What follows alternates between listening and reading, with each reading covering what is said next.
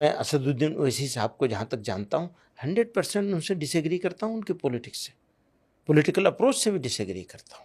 وہ خوش ہوتی ہے، وہ تالی مارتی ہے جب وہ کہتے ہیں 15 منٹ پولیس ہٹا لو۔ پاگل لوگوں کا تو مجمع ہے۔ السلام علیکم ورحمۃ اللہ وبرکاتہ۔ میں آپ کا بھائی محمد شاکر القاسمی۔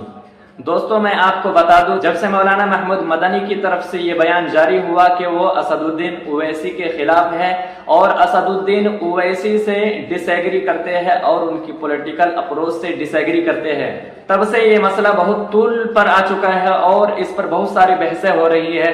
تمام مسلمانوں کی طرف سے بہت ساری باتیں سننے کو مل رہی ہیں۔ دوستو، میں آپ کو بتا دوں کہ اسدالدین اویسی وہ لیڈر اور وہ قائد ہے مسلمانوں کے کہ جس کے بارے میں 90% علماء کرام کی رائے یہی ہے کہ اسدالدین اویسی مسلمانوں کا ایک اہم لیڈر ہے، مسلمانوں کا قائد ہے، جن میں مولانا محمد ارشد مدنی صاحب، مولانا غلام وستانوی صاحب، مولانا سجاد نعمانی صاحب اور ایسے ہی مولانا ولی رحمانی صاحب، یہ بڑے بڑے علماء کرام ہیں اور بے شمار علماء کرام جن کی رائے یہ ہے کہ اسدالدین اویسی صاحب مسلمانوں کے ایک لیڈر ہیں اور ایک قائد ہے، اور ہر ایک نے اسدالدین اویسی کی سیاسی خدمات کی تعریف کی ہے۔ ایسے حالات میں جب مولانا محمود مدنی کی طرف سے ایک بیان جاری ہوتا ہے کہ اسدالدین اویسی میں ڈس ایگری کرتا ہوں، تو بہت سارے مسلمانوں کی طرف سے بہت ساری باتیں سننے کو مل رہی ہے۔ میں اسدالدین اویسی صاحب کو جہاں تک جانتا ہوں 100% ان سے ڈس ایگری کرتا ہوں، ان کے پولیٹکس سے، پولیٹیکل اپروچ سے بھی ڈس ایگری کرتا ہوں، کیونکہ ان کی پولیٹیکل اپروچ اس پولیٹیکل اپروچ کو سپورٹ کرتی ہے جو بانٹنے والی ہے، اور اس سے ان کو بھی کچھ فائدہ ہوتا ہے، دوسروں کو اس سے بھی زیادہ فائدہ ہوتا ہے۔ تو یہ ان کی پولیٹیکل اپروچ کی بات، اپنا ڈس ایگریمنٹ شو کرتا ہوں۔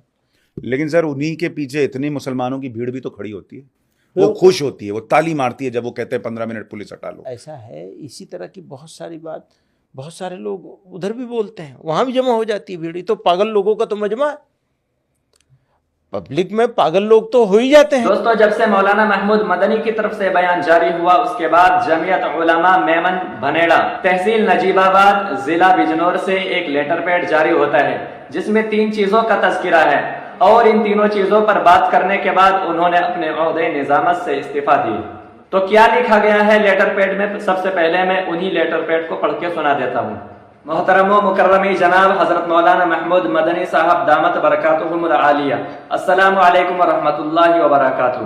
انتہائی معذرت کے ساتھ آپ کی خدمت میں عرض ہے کہ ابھی گزشتہ دن قبل آپ کے ایک انٹرویو نے ملک کے مسلمانوں کو بے چین کر دیا ہے، جس میں آپ نے بیرسٹر اسدالدین صاحب کے متعلق جو باتیں کہی ہیں، اولاً تو میں آپ کی ان باتوں کو ڈس ایگری کرتا ہوں۔ دوسری بات، آپ نے اسدالدین اویسی کی سبھا میں شریک ہونے والے تمام لوگوں کو بے وقوف اور پاگل کہا ہے۔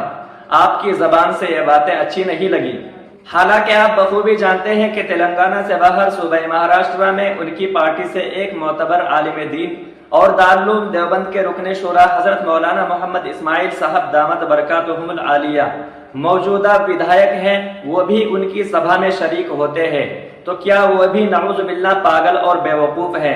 اور تیسری بات جو انہوں نے کہی ہے وہ یہ ہے کہ اس انٹرویو میں آپ نے NRC کے بارے میں جو کہا ہے، اس سے بھی آپ کی نیت اور موقف پر سوال کھڑے ہوتے ہیں، حالانکہ ملک کا مسلمان کسی بھی زاویے سے NRC کو قبول نہیں کرتا۔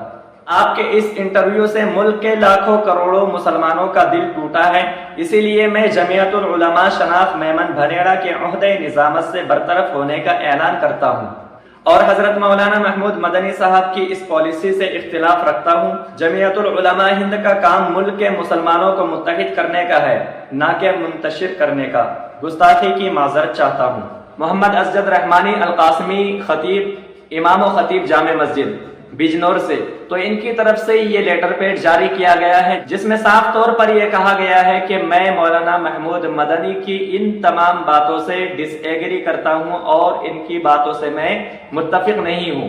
بہرحال مولانا محمود مدنی کی طرف سے 3 باتیں پیش کی گئی ہیں جو انہوں نے اپنے بیان میں کہی ہے۔ سب سے پہلی بات یہ ہے کہ اسدالدین اویسی میں ڈس ایگری کرتا ہوں اور ان کی پولیٹیکل اپروچ سے بھی میں ڈس ایگری کرتا ہوں۔ دوسری بات، مولانا محمود مدنی نے اپنے بیان میں یہ کہی ہے کہ ریلی میں جو اسدالدین اویسی کے پیچھے بہت سارے لوگ جاتے ہیں وہ پاگل ہیں، حالانکہ اس میں ایسے شخص بھی شامل ہیں जो एक मोतबर आलिम दीन है और दारुल देवबंद के रुकने शूरा भी है, जिनका नाम हजरत मौलाना मोहम्मद इस्माइल साहब है और AIMIM की पार्टी से महाराष्ट्र में मौजूदा विधायक भी है।